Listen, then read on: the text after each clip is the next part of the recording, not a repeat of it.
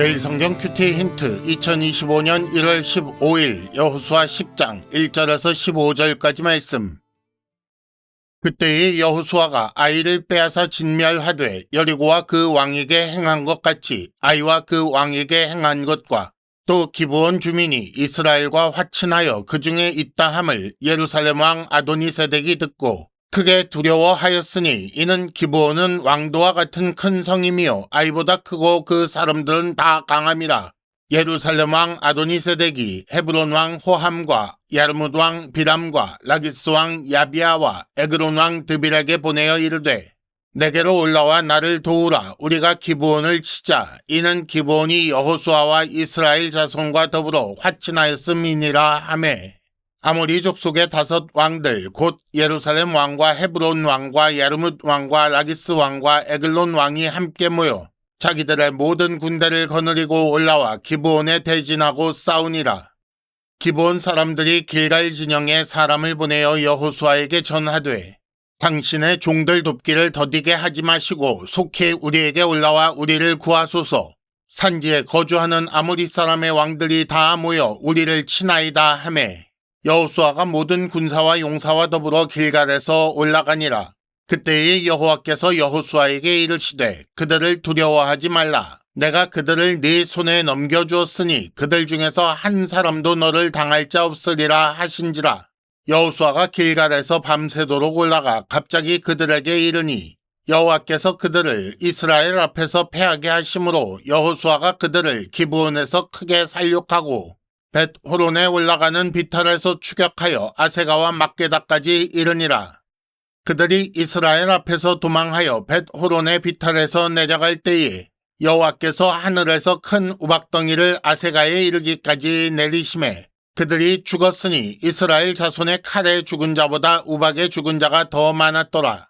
여호와께서 아모리 사람을 이스라엘 자손에게 넘겨주시던 날에 여호수아가 여호와께 아뢰어 이스라엘의 목전에서 이르되 태양아 너는 기브온 위에 머무르라. 달아 너도 아얄론 골짜기에서 그리할지어다 하매 태양이 머물고 달이 멈추기를 백성이 그 대적에게 원수를 갚기까지 하였느니라.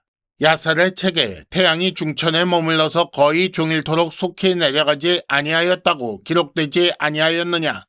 여호와께서 사람의 목소리를 들으신 이 같은 날은 전에도 없었고 후에도 없었나니 이는 여호와께서 이스라엘을 위하여 싸우셨음이니라. 여호수아가 온 이스라엘과 더불어 길갈 진영으로 돌아왔더라. 아멘.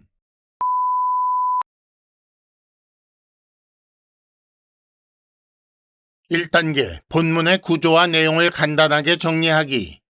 오늘 말씀은 예루살렘 왕이 가나안 남부 연합군을 결성하여 기브온을 치려 하자 기브온의 요청을 받은 이스라엘이 연합군을 공격하여 이긴 내용입니다.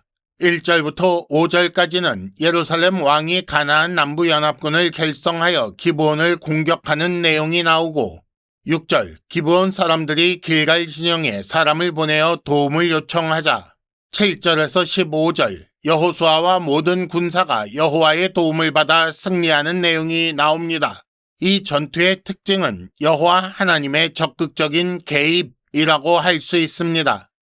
오늘 본문의 내용을 간단하게 요약하면 이렇습니다.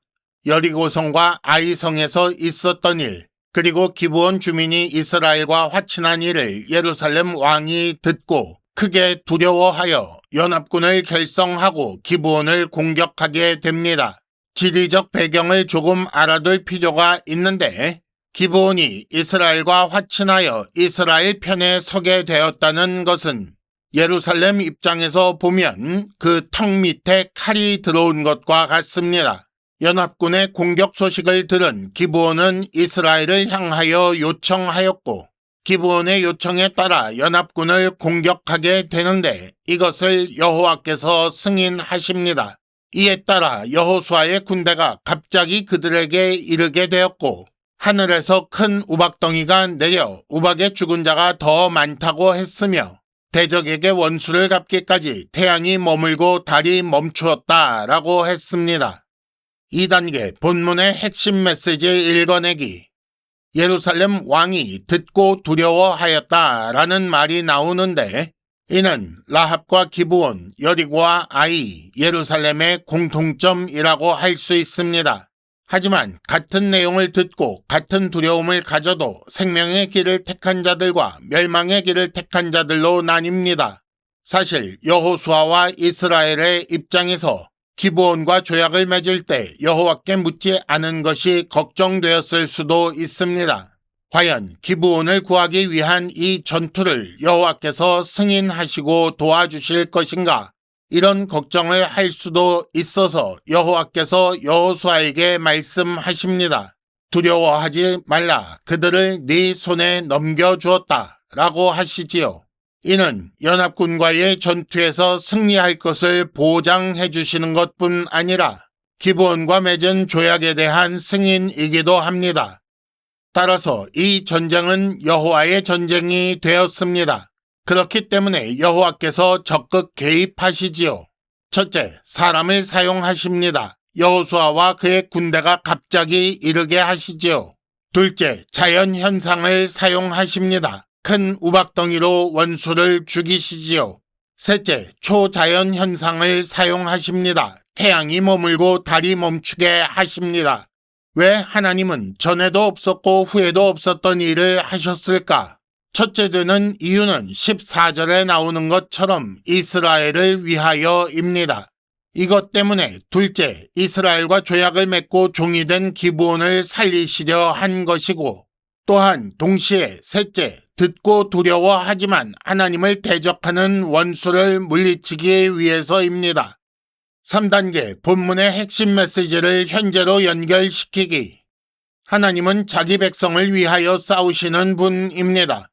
자기 백성을 위하여 자연적 그리고 초자연적 현상을 총동원하시는 분입니다. 다르게 말하자면 창조주로서의 능력을 자기 백성을 사랑하는 일에 사용하시는 분입니다. 하나님은 자기 백성을 위해서라면 언제든 무슨 일이든 하실 수 있는 분입니다. 그래서 자기 독생자마저 내어주시는 그런 분이시지요. 그러므로 반드시 태양이 머물고 달이 멈추어야 한다고 고집할 이유가 없습니다.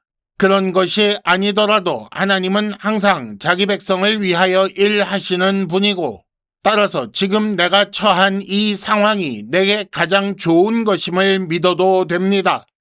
하나님께서 하시는 일은 여러 목적을 동시에 이루는 것입니다. 이스라엘을 위해 하신 일이라는 말씀에 담긴 여러 의미를 생각해 보면 기브온을 구원함으로써 그들과 조약을 맺은 이스라엘이 신실한 자가 되게 하신다라는 것도 있고, 가나안 남부 연합군을 일거에 격퇴하여 가나안 정복을 수월하게 하신다라는 점도 생각할 수 있습니다. 또한 듣고 두려워하면서도 여전히 맞서 싸우려 하는 원수를 심판한다는 측면도 있을 것이고, 하나님께로 피하여 온 기브온 주민들의 믿음의 성장을 위한 측면도 분명히 있을 것입니다. 그 밖에도 하나님은 여러 목적을 이 일을 통해 이루셨을 것으로 생각할 수 있습니다. 큐티 힌트, 이스라엘을 위하여 싸우신 하나님을 묵상합시다. 이상으로 2025년 1월 15일 매일 성경 큐티 힌트를 마칩니다. 여러분 큐티를 통해 은혜 많이 받으시기를 바랍니다.